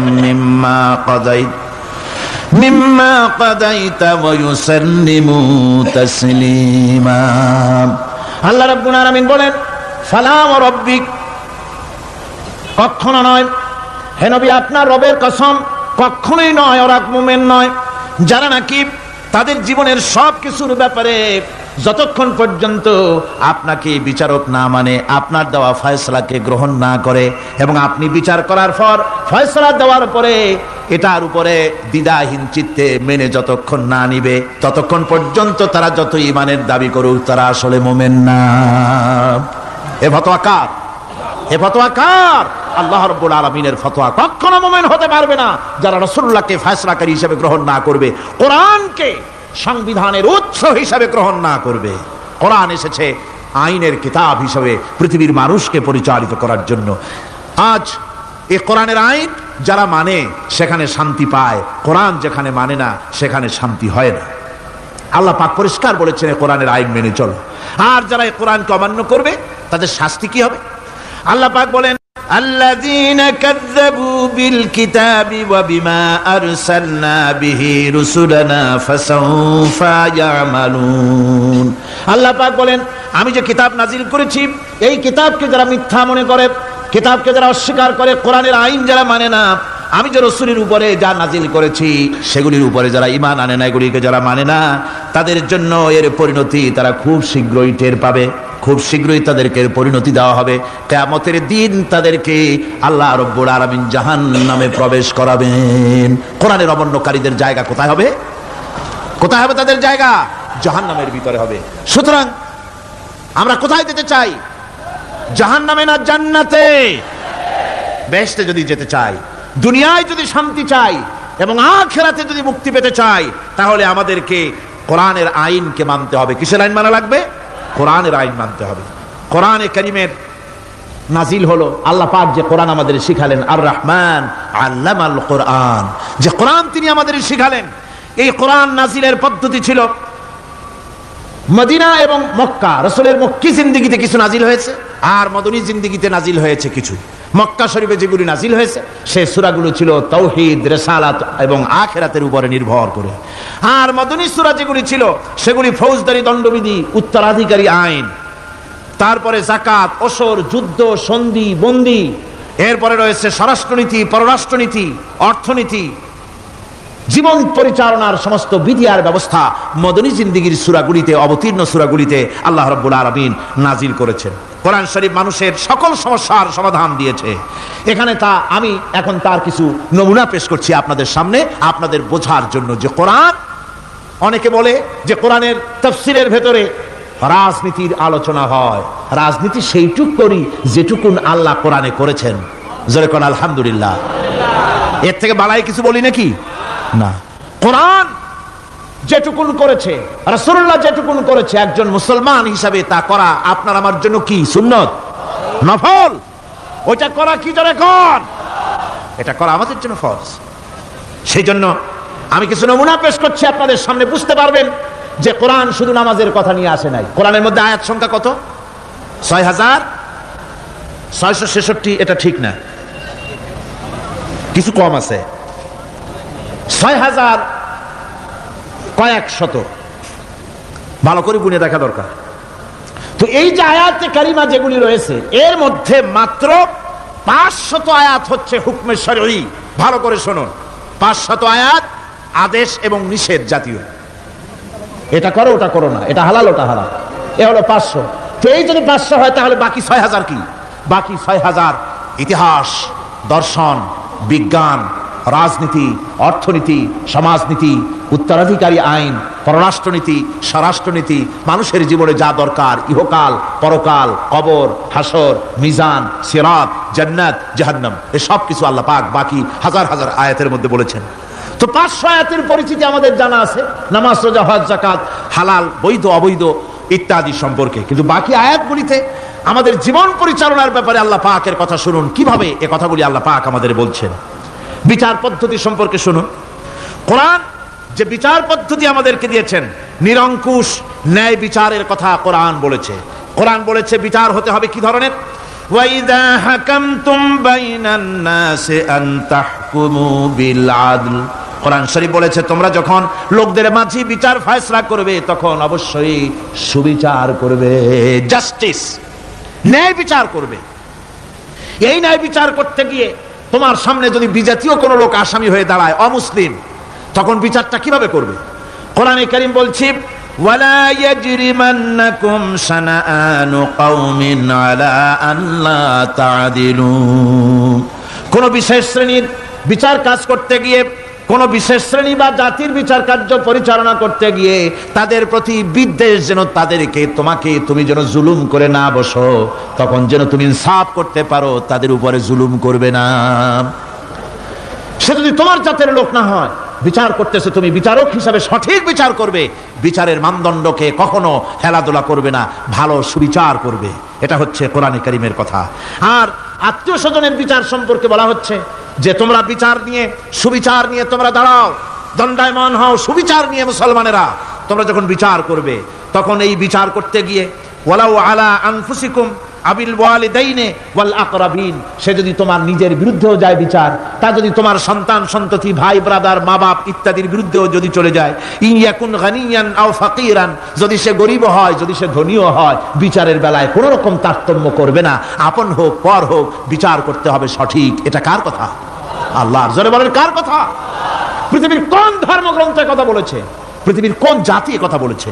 কোরআন বলেছে এই সুবিচারের কথা। সুবিচার করতে হবে, বিচারের বেলায় খবরদার আপন পর এবং কোন ধর্মের লোক এই চিন্তা করতে যেও না। কোরআনে কারীমের মধ্যে রয়েছে ফৌজদারি দণ্ডবিধি, জুডিশিয়াল ল, ফৌজদারি দণ্ডবিধি। এখানে একটা কথা বলে নিতে হয়, আল্লাহর আইন, মূল কথাটা কি? আল্লাহর আইন। আল্লাহর আইনের কথা শোনা মাত্রই এক শ্রেণীর লোকেরা মনে করে আল্লাহর আইন মানেই হলো হাত কাটা, আল্লাহর আইনের অর্থই হলো গলা কাটা, আল্লাহর আইনের অর্থই হলো দৌড়া মারা। এটা একটা বাজে কথা। আল্লাহ পাকের আল্লাহ কি এইরকম একটা বদমেজাজি দারোগার মতো আল্লাহ যে মানুষ পাইলেই খালি পিটাবে আর হাত কাটবে? একটা কথা হইল?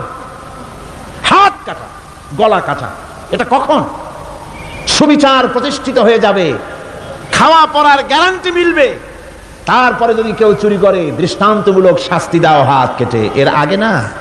মদিনা মুনাওয়ারায় হযরত ওমর রাদিয়াল্লাহু তাআলা আনহুর সময় অনাবৃষ্টির কারণে দুর্ভিক্ষ দেখা দিয়েছিল। তখন হযরত ওমর জাস্টিসদেরকে, ম্যাজিস্ট্রেটদেরকে ডেকে পরিষ্কারভাবে এলান করে দিয়েছিলেন, এখন যদি কোনো চোর ধরা পড়ে, এই দুর্ভিক্ষ চলাকালীন কোন চোর যদি ধরা পড়ে আর প্রমাণিত হয় পেটের জ্বালায় চুরি করেছে, খবরদার তার হাতকে তোমরা কাটবে না, খবরদার হাত কাটবে না। ইসলাম তো আগে পেটে দেয়। আগে কোথায় দেয়? পেটে, তারপরে দেয় পিঠে, আগে দেয় না। মানুষের খাওয়া পড়া, শিক্ষা, চিকিৎসা, বাসস্থান সবটার গ্যারান্টি দেওয়া হয়। মদিনায় যখন এই গ্যারান্টি এসে গেল, চোরের হাত কাটা আইন মক্কায় নাজিল হয় নাই, নাজিল হয়েছে মদিনা মুনাওয়ারায় রাসূলের মদনী জিন্দেগিতে। কোন সময়? যখন রাসূলুল্লাহ প্রেসিডেন্ট। রাসূলুল্লাহ কি? জোরে কোন? রাসূলুল্লাহ কি? রাষ্ট্রপতি। সেই সময় মানুষ দরজা খুলে ঘুমাবার সুযোগ পেল, খাওয়া পড়া, শিক্ষা, চিকিৎসা, বাসস্থানের গ্যারান্টি পেল। এই সময় আল্লাহ রাব্বুল আলামিন তিনি যখন দেখলেন ইসলামী সমাজ ব্যবস্থা কোরআনের আইনের মাধ্যমে মানুষ সব রকমের নিরাপত্তা লাভ করেছে, পেটের সমস্যার সমাধান হয়ে গেছে, তখন আল্লাহ আইন জারি করলেন, আস-সারিকু ওয়াস-সারিকাতু ফাকতাউ আইদিয়াহুমা, চোর পুরুষ হোক আর নারী হোক উভয়ের হাত কেটে দাও। পুরুষ হোক আর নারী হোক এখন উভয়ের হাত কেটে দাও। দৃষ্টান্তমূলক শাস্তি হোক, যাতে করে এই চুরি আর না কেউ না করে। পেটে খাবার আছে, চাকরি আছে, ওষুধ আছে, শিক্ষা আছে, থাকার মতো জায়গা আছে, এখন চুরি করো কেন? তাহলে বোঝা যাবে এটা নেশায় পরিণত হয়েছে। কি হয়েছে? নেশা। তখন তো আর চোরকে বসায় সেলুট মারা আর যাবে না, এখন হাতটা কাটিয়া একটা শাস্তি দিয়ে দাও। আমাদের দেশে কিন্তু চোরের হাত কাটা আইনের ব্যাপারে কোন চোরের আজ পর্যন্ত মিছিল করে না। বাংলাদেশের কোন ছোট ছোট চোর, যেমন তাল চোর, বেল চোর, কচু চোর, ছাতি চোর, জুতা চোর, আরো যত ছোট ছোট চোর, এই সব চোরেরা কি কোনোদিন মিছিল করেছে যে চোরের হাত কাটা আইন মানি না, মানবো না? বলেছে কেউ? বলে। কিন্তু এই আইনের বিরুদ্ধে সোচ্চার কারা? কোন চোরেরা? নিশ্চয়ই ছোট চোরেরা না, বড় চোর, যারা তাল বেল চুরি করে না, বরং কলমের খোঁচা দিয়া সরকারের, জনগণের লক্ষ কোটি কোটি টাকা পকেটস্থ করেন মেহেরবানি করে। ওইসব তারা মনে করেন যদি এই আইন চালু হয়ে যায় তাহলে তালচোর বেলচোরের তো কোনো ক্ষতি নাই, ইসলামী রাষ্ট্র চালু হলে পরে তো সকলের পেটে ভাত আসবে, ওই তাল বেল আর চুরি করা লাগবে না, তাদের তো সুবিধা। কিন্তু মুসিবতটা তো আমাদের হবে। বেশি খাইয়া খাইয়া জিব্বা পুরু হয়ে গেছে, এখন ওই বেশি খাইতে না পারলে বদভ্যাস চালু হয়ে যাবে, চুরি করতে যখন যাইবে তখন এই আইন তো বিসমিল্লাহ হবে আমাদের দিয়া। এই জন্য ওনারাই বিরোধিতা করেন চরমভাবে। আমার বন্ধুগণ, কোরআনের আইন বন্ধ করার ক্ষমতা কারো নাই। এই আইন চালু হলে পরেই শান্তি আসবে। ওরা বিরোধিতা করছে, ওরা বলছে চোরের হাত কাটা আইন এটা হচ্ছে একটা অমানবিক ব্যাপার। আইনটা কার? আল্লাহর। মানুষগুলি কার? তা তোমারা তো দরদ কেন? মায়ের চাইতে মাসির দরদ বেশি, এটা কি খুব সুলক্ষণ? না, এটা দারুণ কুলক্ষণ। সুতরাং আল্লাহ রাব্বুল আলামিন তার আইন হচ্ছে শাশ্বত আইন। চোরের হাত কাটা আইন অর্থ নয় যে বাংলাদেশ ইসলামী দল যদি ক্ষমতায় আসে পাইকারি দরে চোরের হাত কাটা আরম্ভ করবে, না। ততক্ষণ পর্যন্ত আইন চালু হবে না যতক্ষণ পর্যন্ত সমস্ত মানুষ তাদের কর্মসংস্থান না হবে, খাবার না পাবে, চাকরি বাকরি না হবে, খেয়ে পরে খাওয়া পড়া, শিক্ষা, চিকিৎসা, বাসস্থান সবটার গ্যারান্টি মিলবে, তারপরে আইন চালু হবে, এর আগে না।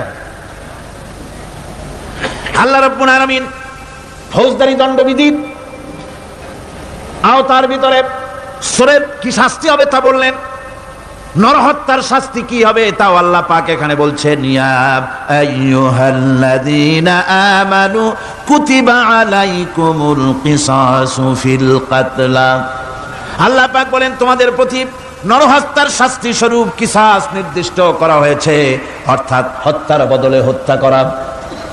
একজন মানুষ আর একজন মানুষকে হত্যা করেছে, কোরআনের আইন হচ্ছে ওকেও হত্যা করো। কি সুন্দর আইন, সুবহানাল্লাহ পড়েন। তাহলে কি হবে?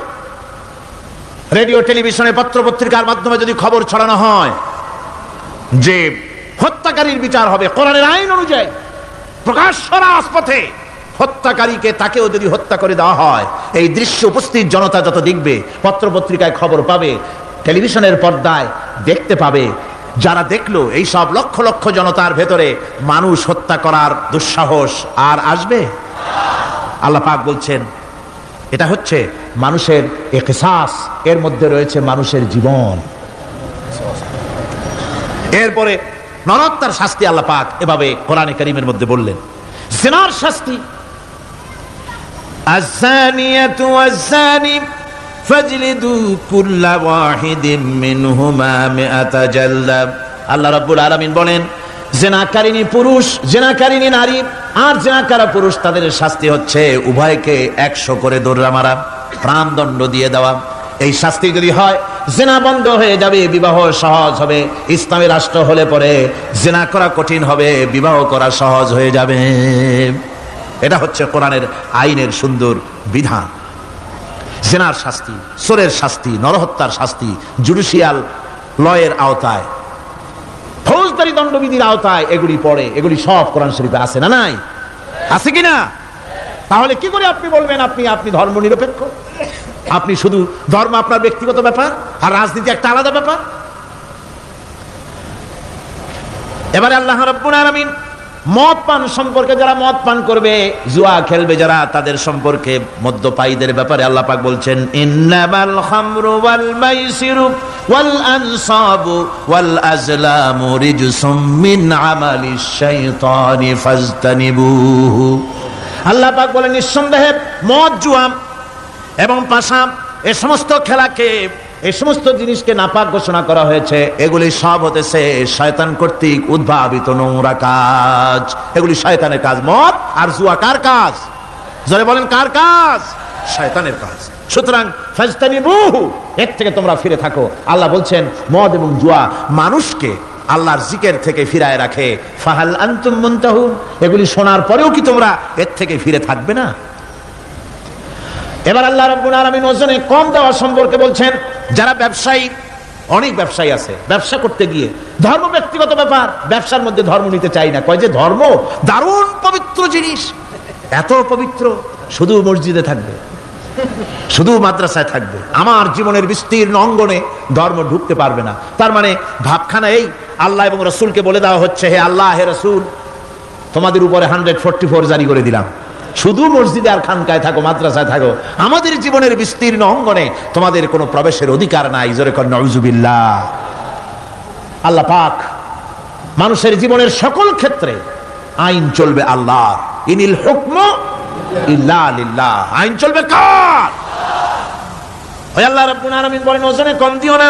ওয়াউফুল কাইলা ইযা কিলতুম ওয়াজনু বিল কিসতাসিল মুস্তাকিম। মেপে যখন কোনো জিনিস দিবে পরিমাপে কম দিবে না, ওজন করে যখন দিবে ওজনেও কম দিবে না। আল্লাহ পাক কোরআনে কারীমের মধ্যে সুন্দর করে সব কথা বলে দিলেন। ওজনে কম করো না, পরিমাপে কম করো না, সঠিকভাবে এটাকে দিও। ইয়াতীমের মাল সম্পর্কে কোরআন বলছে ওয়ালা তাকরাবু মালাল ইয়াতীমি ইল্লা বিল্লাতী হিয়া আহসান। ইয়াতীমের মাল ভক্ষণ করা তো দূরের কথা, এর নিকটবর্তী হয় না। তবে হ্যাঁ, ইয়াতীম বয়সপ্রাপ্ত হওয়া পর্যন্ত যদি আমানত রাখো সেটা ভিন্ন কথা, কিন্তু ইয়াতীমের মালকে ভক্ষণ করো না অবৈধভাবে। ইয়াতীমের মালের সুরক্ষার জন্য আল্লাহ পাক বলে দিলেন। অশ্লীলতা সম্পর্কে, আজকে সমাজে অশ্লীলতা চলছে, বেহায়ামি, নগ্নতা চলছে, এ সম্পর্কে আল্লাহ পাক বলছেন কুল ইন্নামা হারামা রাব্বিয়াল ফাওয়াহিশা মা যাহারা মিনহা ওয়া মা বাতান। আল্লাহ পাক বলেন হে নবী, আপনি বলে দেন আমার প্রভু নিঃসন্দেহে প্রকাশ্য এবং অপ্রকাশ্য সব রকমের নির্লজ্জতা এবং পাপাচারকে নিষিদ্ধ ঘোষণা করেছেন, হারাম করে দিয়েছেন। প্রকাশ্য এবং অপ্রকাশ্য সব রকমের পাপাচারকে, নির্লজ্জতাকে আল্লাহ পাক নিষেধ করেছেন। আজকে আমাদের দেশের টেলিভিশনে যে সমস্ত নির্লজ্জ বিজ্ঞাপন দেওয়া হয়, নারীর দেহের যে সৌন্দর্য প্রদর্শনী করা হয়, এ কি কোনো মুসলমান দেশের করা উচিত? কোন মুসলমানদের জন্য এটা কি বৈধ? আজ নির্লজ্জতা বেহায়ামি ছড়িয়ে পড়ছে চতুর্দিকে। আল্লাহ পাক নিষেধ করছেন, হারাম করে দিয়েছেন। প্রকাশ্য অপ্রকাশ্য সব রকমের নির্লজ্জতা আল্লাহ পাক হারাম করেছেন। সুতরাং আল্লাহ পাক বলছেন, আমি সুদকে হারাম করেছি, ব্যবসাকে করেছি হালাল। এই সুদ থেকে যদি না ফেরো, ফাইন লাম তাফআলু ফাযানু বিহারবিন মিনাল্লাহি ওয়া রাসূলি, আল্লাহ রাব্বুল আলামিন বলেন, যদি এই সুদ থেকে না ফেরো, যদি এই সুদ থেকে বিরত না থাকো, তাহলে আমি আল্লাহ এবং আমার রাসূলের পক্ষ থেকে যুদ্ধের ঘোষণা রইল। পারবেন? আল্লাহ রাসূলের সাথে যুদ্ধ করতে পারবেন? নাউযুবিল্লাহি মিন যালিকা। কি মানুষের পক্ষে সম্ভব? সুদ সম্পর্কে আল্লাহ ঘোষণা করলেন কোরআনে কারীমের মধ্যে। এবার ধনী এবং গরিব সম্পর্কে, ধনী আর গরিবের ভিতরে সম্পর্কটা কেমন হবে আল্লাহ পাক কোরআনে কারীমের মধ্যে বলে দিলেন, ওয়া ফি আমওয়ালিহিম হাক্কুল লিসাইলি ওয়াল মাহরুম।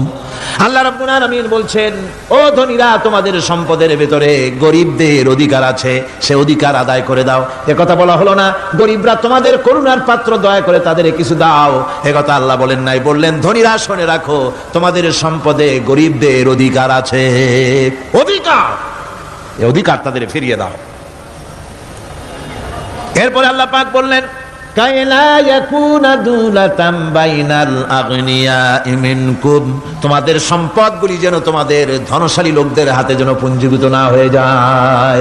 দেশের সমস্ত সম্পদ গুটি কতক লোকের হাতে যেন পুঞ্জীভূত না হয়, বরং তার যাকাত, ফিতরা, সাদকা, এককালীন দান ইত্যাদির মাধ্যমে জনগণের কাছে যেন তা পৌঁছে যায়, এক জায়গায় যেন পুঞ্জীভূত হয়ে না থাকে। এভাবে করে আল্লাহ পাক মানুষের জীবনের সাথে সম্পৃক্ত কথাগুলি বলছেন। রাষ্ট্র ব্যবস্থা সম্পর্কে বলছেন, ওয়া আমরুহুম শুরা বাইনাহুম, রাষ্ট্র পরিচালনা করতে গিয়ে তাদের সাথে পরামর্শ ভিত্তিক রাষ্ট্র চালাও, স্বৈরাচার হয়ে ক্ষমতায় বসে থেকো না, ইচ্ছে মাফিক দেশ চালায়ও না, ডিক্টেটর হয়েও না, পরামর্শ ভিত্তিক দেশ পরিচালনা করো। এভাবে করে আল্লাহ রাব্বুল আলামিন রাষ্ট্রপ্রধানকে বললেন, ওয়াসাবিরুহুম ফিল আমর, প্রত্যেকটি ব্যাপারে, রাষ্ট্রের সব ব্যাপারে তাদের সঙ্গে পরামর্শ করে নাও, পরামর্শ সবার সঙ্গে পরামর্শ করে পরামর্শের ভিত্তিতে কাজ করো, এমনি স্বৈরাচার হিসাবে কাজ করো না।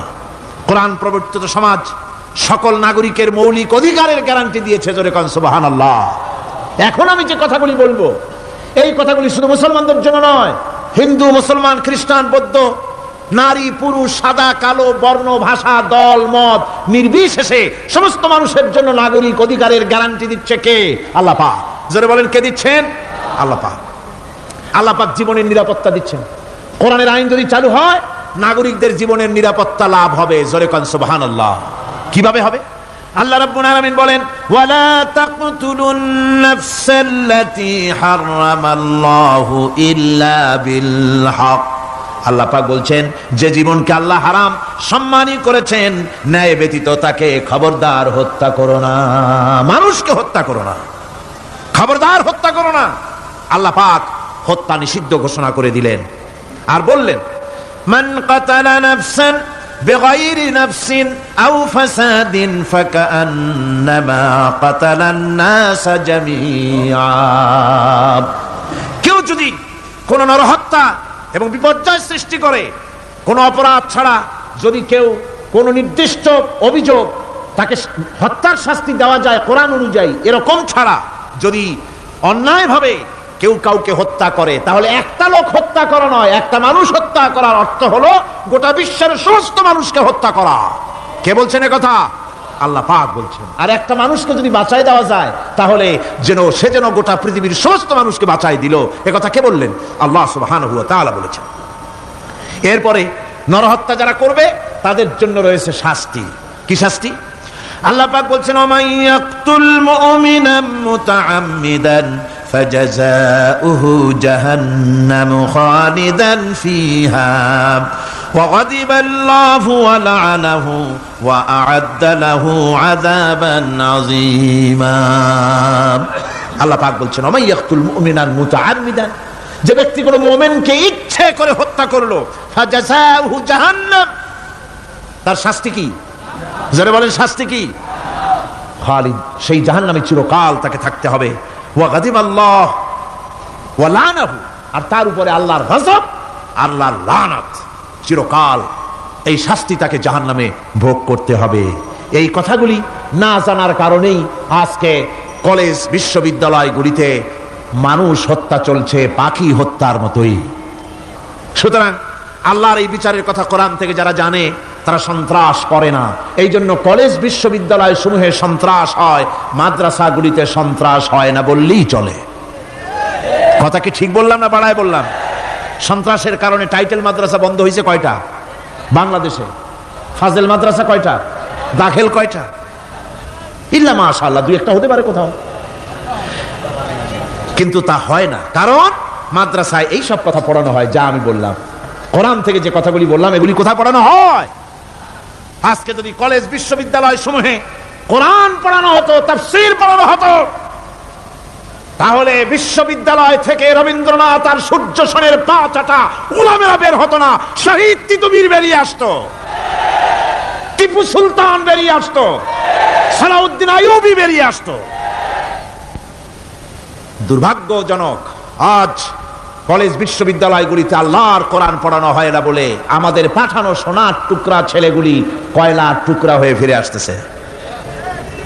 বন্ধুগণ, জীবনের নিরাপত্তা দিচ্ছেন আল্লাহ পাক। কোরআনের আইন চালু হলে মানুষকে হত্যা করা হবে না, কেউ কাউকে মারতে পারবে না, মারলে তাকেও নিহত হত্যা করা অবশ্যই হবে। সম্পদের নিরাপত্তা দিচ্ছেন আল্লাহ, গ্যারান্টি। হিন্দু হোক মুসলমান হোক সকলের সম্পদের গ্যারান্টি মিলবে, কেউ কারো সম্পদকে হরণ করবে না, গসব করবে না। কোরআন বলছে ওয়ালা তাকুলু আমওয়ালাকুম বাইনাকুম বিল বাতিল, পরস্পরের সম্পদকে অবৈধভাবে ভক্ষণ করো না।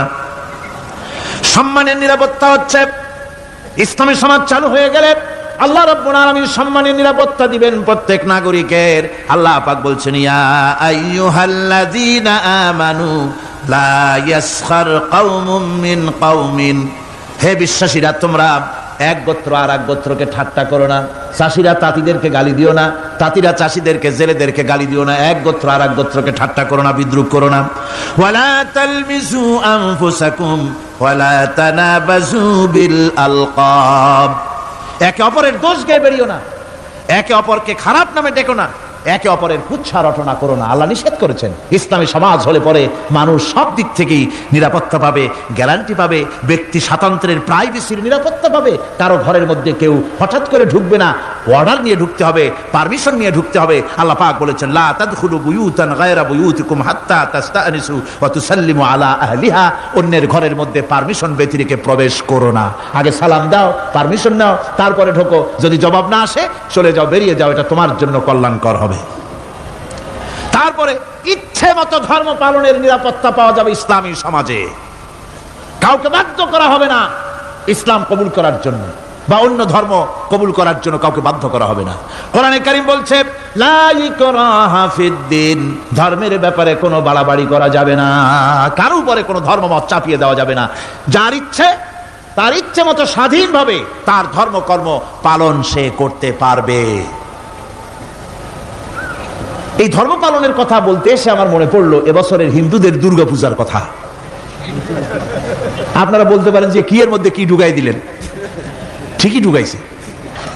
আমি বুঝি না যে কেমন ধর্ম, আপনারা আমারে কোন দেশের প্রধান বিরোধী দল তারা যদি বলে যে আমাদের এই দাবি যদি সরকার না মানে তাহলে 1 বছরের ভেতরে আমার দলে যত লোক আছো কেউ জুমার নামাজ পড়বা না, তাহলে তাদের দলের লোকেরা তা কি মানবে? মানবে? বিএনপি যদি বলে, সরকারে যারা আছে, যে আমাদের এই সমস্ত কথা যদি বিরোধী দল না মানে তাহলে আমার দলের কোনো লোক ঈদের নামাজ পড়বে না, শুনবে কেউ? শুনবে না। যত বড় নেতা হোক কেউ যদি বলে, ইসলামী দলের নেতাও যদি বলে যে বছর আমাদের এই কথা যদি গভর্নমেন্ট না মানে কোন মুসলমান হজ করতে যাবে না, এই কথা মানবে কেউ? মানবে না। যেহেতু কোন দলের কোন ব্যক্তির মহতাজ নয় ইসলামের আইন, ইসলাম পালন যার যার ব্যক্তিগত ব্যাপার, ধর্মের কাজ অবশ্যই প্রত্যেককে পালন করতে হবে। সুতরাং ইসলামী গভর্নমেন্ট এলে, ইসলামী শাসন এলে, কোরআনের শাসন এলে প্রত্যেক প্রত্যেক নাগরিক তার নিজস্ব ধর্ম ইচ্ছে মতো পালন করতে পারবে, কোনো বিধিনিষেধ আরোপিত হবে না। এর নাম হচ্ছে ইসলাম। এর নাম কি? ইসলাম।